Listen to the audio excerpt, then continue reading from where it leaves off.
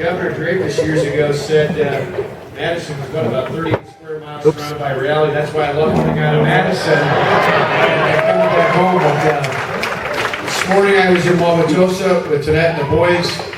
I went down to Clinton to a place called Scott Forge, where they do a lot of work for two companies right here in Milwaukee County, P&H over in West Milwaukee, and Caterpillar, which used to be Cyrus, and down in South Milwaukee.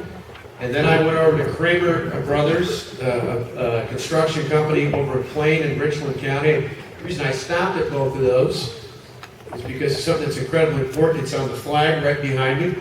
Not this flag, although I'll talk about that flag in a second, but this flag, the flag of the state of Wisconsin. Both of those companies build things that help people mine things, and that's part of our state's heritage.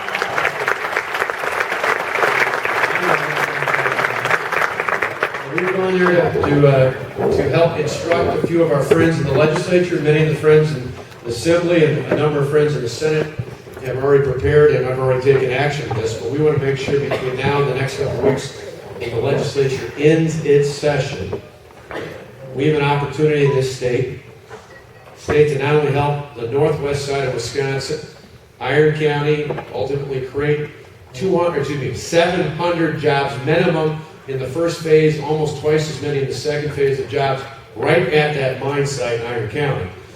But when you think about Caterpillar, when you think about P&H, when you think about Monarch Corporation in the northwest side of Milwaukee, with the two companies I mentioned today, or the hundreds like them around the state, it is clear that there's anywhere from 1,000 in the first phase to 2,300 jobs in the second phase that we can see in the state. But it's not just about the jobs, you see, it's about the state's history. The other day when the president was in town and that flag was up, I understand one of the media outlets got confused and thought 1848 was the name of the local. It's not. That's the year that our state was founded. And for more years than we've been a state, we've had a great history and a heritage of mining in this state. You see, on that flag, you pull it out, you can see the face right there. One of the two guys standing there, he's a miner. And if you open up the seal and you take a look at the seal, one of the four quadrants has a pickaxe and a shovel. That's for mining. And most importantly, if you look at the top, right below the words forward, what do you see? What animal do you see on our flag? Badger. Now, I'm a hunter like a lot of you here, and I got to tell you, everywhere I go hunting, I hardly ever see any badgers. It's because our state's not necessarily filled with any more badgers than Iowa or Minnesota or Michigan or Illinois or anywhere else out there. The reason we're the badger state is not because there's a lot of badgers in this state. It's because more than 160 years ago, people would come to the southwest part of the state, nearby where I was at, down, you know where it is, not too far from Elroy, just a little bit further south below there, over by where the University of Wisconsin-Platteville is. There's a big M on the mound. It doesn't stand for Mineral Point down the way where my mom and dad used to have an aunt and uncle at a farm down the way. It doesn't stand for flying the other direction, going upside down for Wisconsin. It stands for mining. Because the University of Wisconsin-Platteville used to be the mining school. If there's any place in America that should be able to streamline the process for safe and environmentally sound mining, it is the state of Wisconsin. It is about time we reclaim our heritage and put our people to work.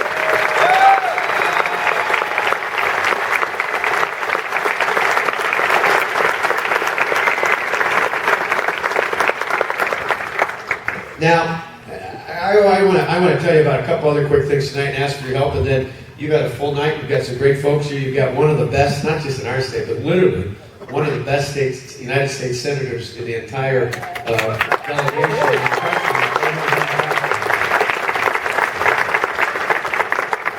And we're gonna send him an ally come this November to make sure we got two of them.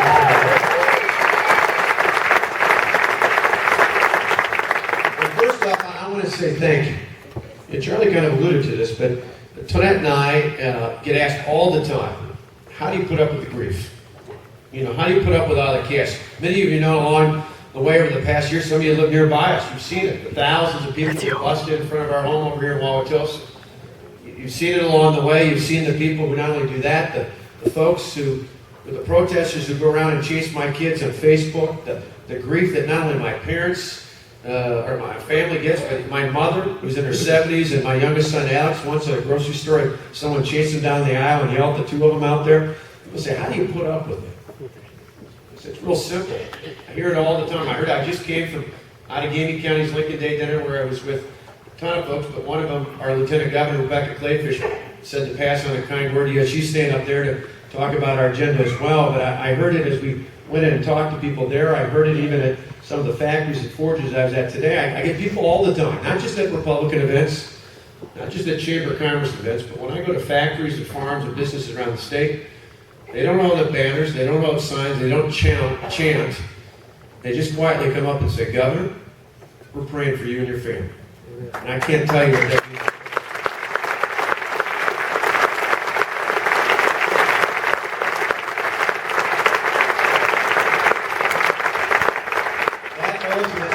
A world of difference to us, and that's how we persevere. For everyone that's obnoxious that you see on TV, there's tenfold out there that quietly and respectfully say, you know what, we're lifting up your prayers, we support you, we appreciate what you're doing, and that's what allows us to move forward.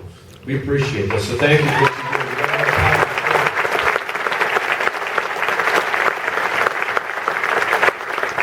We've got a great story to tell here in Wisconsin. We got an outstanding story to tell, but I want to ask one group of people to stand up and join me for just 1 second. I'd like to ask all the members of the legislature who are here tonight, all the Republicans in the Assembly and the Senate to stand up for us right now. Let's give them a big round of applause.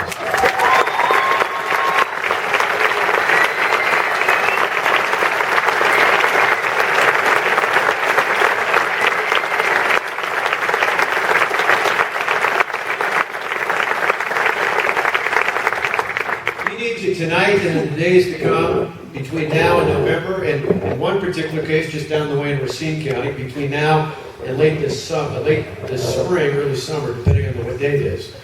Van Vanguard in particular you need to remember. But you need to remember all of them. Van's right there. But you need to understand that as much as Rebecca Clayfish and I stood up and took a courageous stand, every one of those men and women you just saw, and everyone else that joined them with the Assembly and the Senate, took an equally courageous stand the taxpayers of this state, and you cannot let them down. We need to stand with them just as much as you're standing with us, and in particular, in this area, even though it's just outside of Milwaukee County, we need to make sure that as much as you can, you help out Van Vanguard, because that would be a tremendously negative loss, not for our party, not just for this region, but for the entire state and the country. If we gained or retained the governorship, the lieutenant governorship of the state, but somehow lost any one of those courageous state senators, and Van is the one right in your backyard, we need to keep Van Vanguard in the state senate. So make sure you stand up.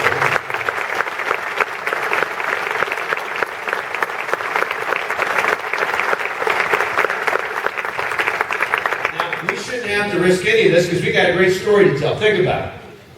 You know, when I ran for governor, somebody in this room helped me out, and I appreciate that. And in some ways, I'm almost apologetic to it, and I often say we're apologetic to be back at it 2 years later, asking for your help and your support and your enthusiasm again, but it's obviously not our doing, it's somebody else's doing. We appreciate your willingness to help us out. But we've got a great story to tell. When I ran for governor, I viewed it as a job interview. I spent 18 months interviewing for the job of being CEO of the state of Wisconsin. And in doing so, I went around the state and said, you know what, we face an economic and a fiscal crisis. And then I told people what we do to fix it. You all heard it. Nobody here is surprised. For 8 years, I told you what I do as your county executive, and each and every time I did it, should it be any surprise as governor, I do exactly what I said in the campaign trail. Yep.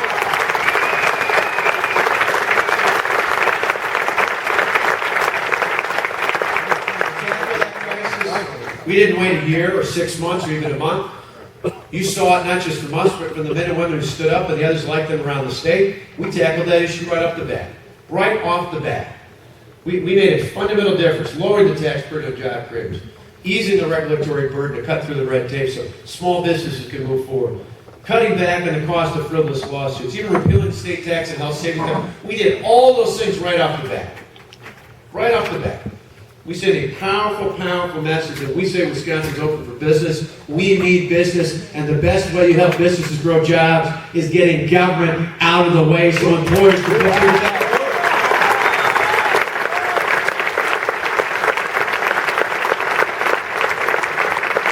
And the good news is it's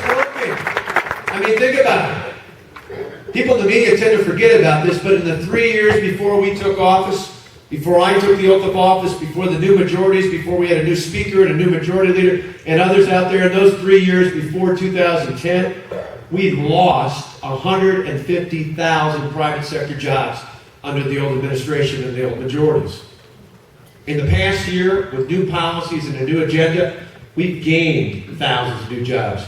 Our unemployment rate is down from a year ago. In fact, it's the lowest it's been since 2008, before the full effect of the recession. That's a story that should be on the front page of the newspaper.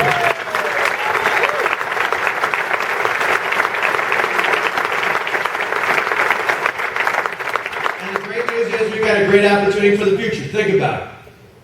Think about it out there. It's not just that the unemployment numbers are down. It's not just that we're heading in the right direction of creating jobs. The people of this state who create jobs, not the government, the people. People are surveyed every year, the job creators of this great state. 2 years ago, before we took office, only 10% thought we were heading in the right direction. Last month, same survey, same question asked of job creators in this state. Do you think Wisconsin's heading in the right direction? We went from 10% 2 years ago. Where do you think we were last month? 94% said we're heading in the right direction.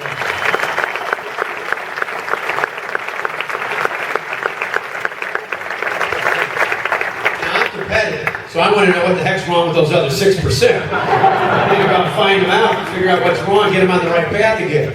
But the reality is the strong majority of those surveyed also said they want to grow their business in 2012. And that's a great opportunity for the future. That's something we can build off. Now, we also knew that to get the economy going again, it didn't just mean creating a better business environment.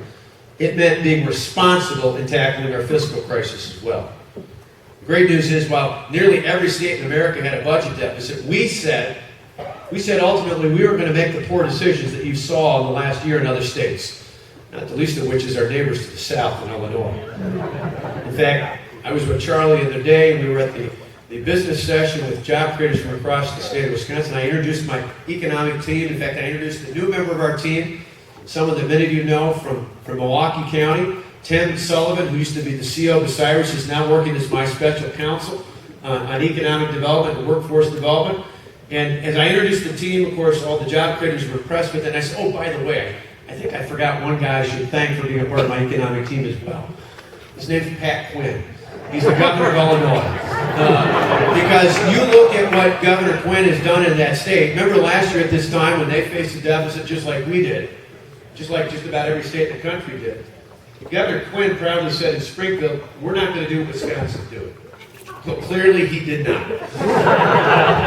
In the last year, you can see the difference. I mean, a year ago at this time, they raised taxes on individuals 67% in the land of Lincoln. That would make Lincoln roll over in his grave. They raised taxes on businesses 46%. And a year later, they have a budget mess that's even bigger than the one they inherited. I mean, look at it. They're proposing cutting $2 billion in Medicaid, even while we added money to Medicaid to care for seniors, needy families, and children. They're in an opportunity now where their bond rating just got lowered to the worst in the country. Even Jerry Brown in California looks better than Illinois these days. They have a pension system that's only half funded, while ours is 100% funded. I mean, every measure out there. Their unemployment rate is nearly 10% in Illinois. On every measure out there, we fare better, because they made poor decisions that was about more spending, more taxes, and more government in Illinois. We showed the best way to get your economy going and to get your budget truly balanced is to put the power back in the hands of the people, not in the hands of the government.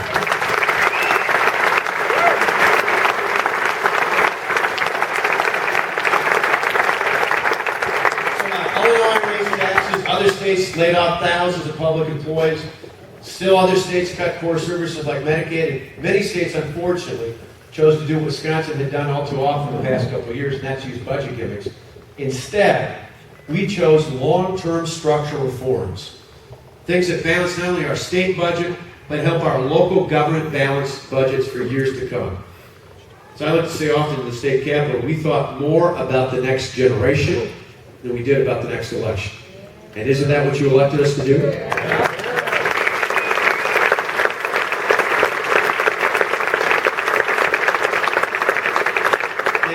We did all those things not only to balance the budget and get our fiscal house in order. We did it ultimately because it's good for the economy too. You see, when people choose to invest in our state, when they're already here, they got good companies like Ron's and others out here. When they look to grow or a new company comes in here, they want to know, is this place stable? Remember last year, in the thick of all this, about this time, I think it was March actually of 2011, I was asked by a reporter from Reuters, who actually asked me a pretty good question, which is unusual from the meeting. And he said, you know, he's walking through all the chaos coming in and out of the Capitol. You could hear the pounding of the drums and the horn going off, and he said, well, Governor, you know, my readers actually are investors, and they don't like instability. How can you tell them this is a good place to invest in? That's a great question. But see, you have it 180 degrees wrong. Because what you see happening in the Capitol at that time, and maybe in a handful of other places around the state, what you see there is momentary political unrest. But what it leads to is long-term financial stability. That makes this the best place in the world to invest in, because we're one of the few places in the world where we understand how to put our fiscal house in order and how to empower both our state and our local governments to control their destinies for generations to come. This makes this a great place to invest in, to grow jobs in, to build an economy. And that's exactly why we did it. It wasn't just to balance the budget. It was to ultimately make our state a better place in which to create jobs in. Now, to me, though, the most important thing we did in this last year wasn't just about economic and fiscal reform. It was about government reform.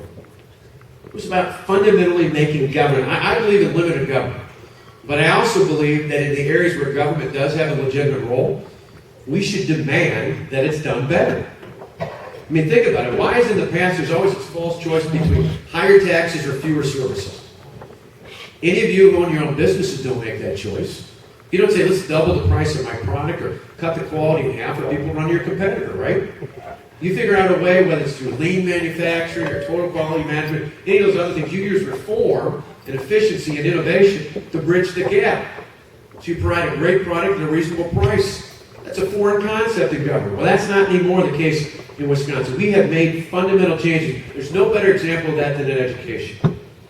You see, we have proven that you can both provide a great education for every kid in this state. Every kid in this state, no matter what zip code they come from, should have the opportunity to have a great education, and at the same time, we should be able to protect the taxpayers of Wisconsin. And I'll give you two good examples of how we should do that, or how we've been able to do that. You see, before our reforms, nearly every school district in this state was forced to buy their health insurance from a company, from just one company because of collective bargaining, a company that was ultimately affiliated with the teachers union. Yep. Well, it cost us tens of millions of dollars more than it needed to. In our reforms and changing collective bargaining, we empowered every school district and every local government to bid things like health insurance out. And that means we've literally saved tens of millions of dollars, not just for our schools, but money that can go directly into the classroom. You see, in education, it's not about more money. It's about spending money more wisely. Being wiser with the use of your funds. That's what you elect us to do, to be good stewards with the taxpayers' dollars. Not to spend more, but to spend it wisely. Another great example goes beyond just spending, and it's one that happened right here. Nearly 2 years ago, almost to the day, there was a young woman here in the Milwaukee public school system who was named one of the outstanding new teachers of the year. Great teacher, exactly the kind of, Tony and I've got two boys who go to public high school. It's exactly the kind of person you want teaching your kids. Dynamic, exciting, one of the best in the state. What happened to her? About a week and a half later, she got notice she's going to be laid off. Why? How could that happen? Under the old collective bargaining system, last in, first out. Last hired, first fired. What we did in our reforms, what we did in changing collective bargaining, ultimately said in this state there's no more seniority, there's no more tenure. Instead, in every school, every county, every town, every village, and in state government all across this great state, we can hire and fire based on merit, we can pay based on performance, we can put the best and the brightest in our classrooms, and we can keep them there.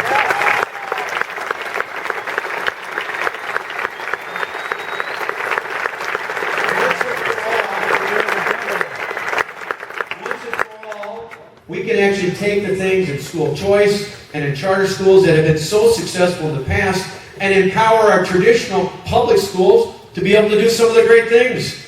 Because it's great what we do with great choice schools. And it's great what we do with great charter schools. And we've expanded that in this budget. We lifted it so it wasn't just low income, it was middle class families that could participate here as well. And we added other places like Racine. And we made it easier for charter schools. But in the end, in every school, in every part of the state, we should give that same opportunity so that every kid in every district, in every zip code, in every family can have the opportunity for a great education, and that's exactly what I was going to do.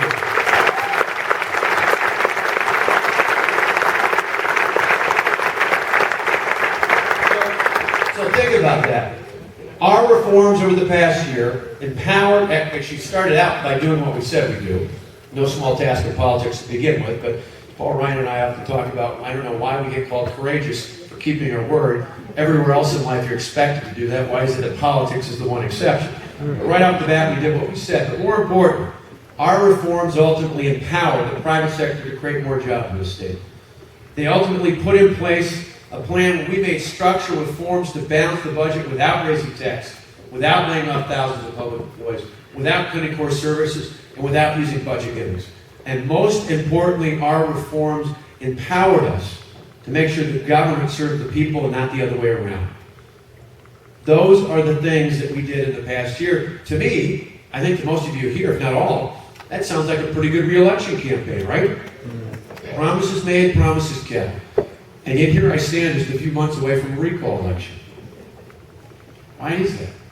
It's pretty simple. I think most of you have figured this out in this room, but if you haven't, let me fill you in. It's about the money. Not about your money, but about what they think is their money. What I mean by that is the big government union bosses in Washington fundamentally believe that we have taken their money away. And the reality is, it's not their money. It's not their money, it's the workers' money. The one thing we did that is unbelievably pro-worker, and I think essentially freedom-based, it's something that this man right here would be proud to know that we did, was we gave every one of the public servants in this state, the nearly 300,000 good, decent, hardworking men and women in our state who wake up every day and show up in our cities, in our towns, in our school districts, in our state government, and do a great job for the people of this state. The good public servants of this state now have the right to choose whether or not they want to be in a public employee union or not, and that's what bothers the big government union bosses. Because they know in the end, if given the choice, most people are going to opt to keep their own money. That's what this is all about. That's funny.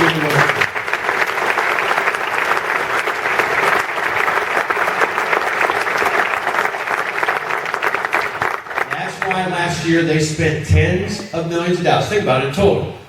Just to go after those 6 Republican senators, $44 million was spent in the state. That's big money in Texas, let alone Wisconsin.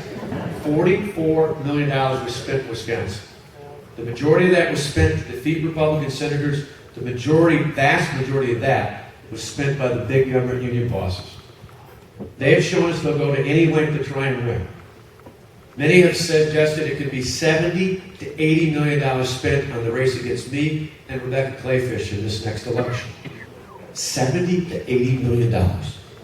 That's because they know that what's at stake here is not collective bargaining or a pension or health care contribution. It's much bigger than that. It's not even what's at stake this next November. And certainly, this race will have an impact on the presidential election in Wisconsin and across the country, and the U.S. Senate election, and 2 of our key House seats in the state. All those are critically important. What they understand is something we as conservatives need to understand as well. What's at stake is much greater than that. It's not just about the governor or lieutenant governor. It's ultimately about one simple word. From our standpoint, it's not about their money. It's about courage. You see, in the end, when we prevail, and I'm an optimist, so I believe we will prevail.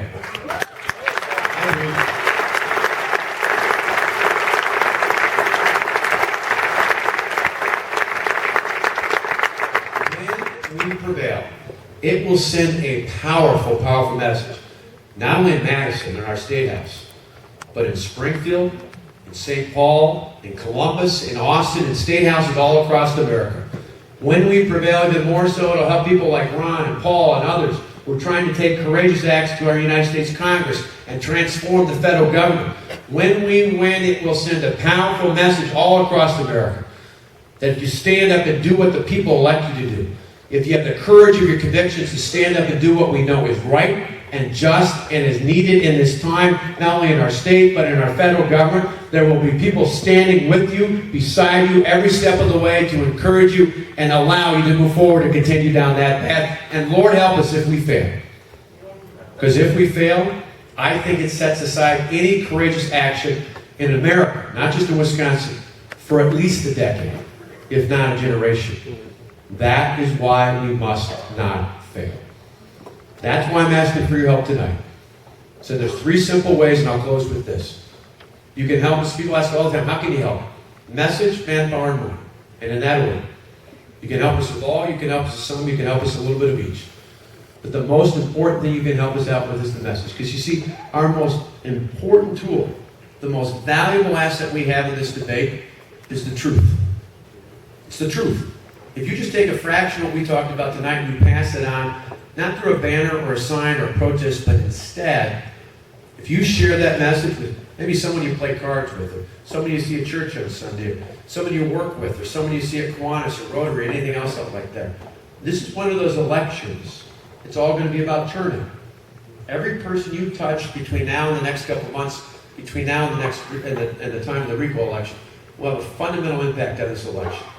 And the choice could be not more clear. Think about it. We can either go back to the days of double-digit tax increases, billion-dollar budget deficits, and record job loss, or we can opt to move the state forward towards prosperity and freedom for all of our people. I don't know about you, but I choose to move forward. So help us spread the message. Secondly, we need help on the second end. That's manpower. We're going to need people to help us out like nobody's helped us out in the state before. A couple weeks, Stephen Moore wrote a piece a couple weeks ago that the Wall Street Journal that called this the most important non-presidential election in a decade. We're going to need help at the grassroots level like we've never seen in the state of Wisconsin before. The great news is it can happen.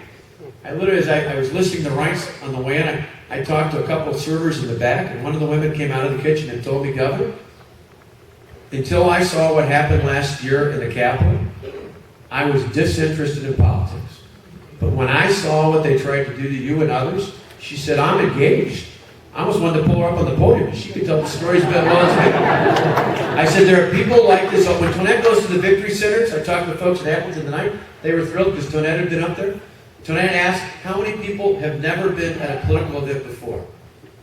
More often than not, whether it's Appleton or Racine or Waukesha or other places around the state, more than half the people there say, that's me. Never been involved before. But I realize there's just too much at stake not to get involved in the game here. And it's people who've never been involved, or people who said, oh, I'll just write a check. But no, it's people who said, we're going to help. I'm going to check the recall petitions. I'm going to help make phone calls. I'm going to identify voters. We're going to need your help day in and day out between now and the recall election. And then finally, we need financial help. It's the third end. It's money. And I wish we did, and I wish it came, grew on trees or something like that. The reality is, the big government union bosses are going to spend tens of millions of dollars of money from Washington and beyond to try and win this election and impact what's happening from outside of the state of Wisconsin. We're going to need your help. The good news is it's having an impact. Our website, scottwalker.org, for example, we've had literally tens of thousands of people join up for our cause. The last report showed that more than 76% of our donors are people who've given us $50 or less. $50 or less. So it can have an impact. So we're going to need you to help us spread the message, spread the truth, help us man those phone banks and all the other volunteer activities at the Victory Center, and ultimately help us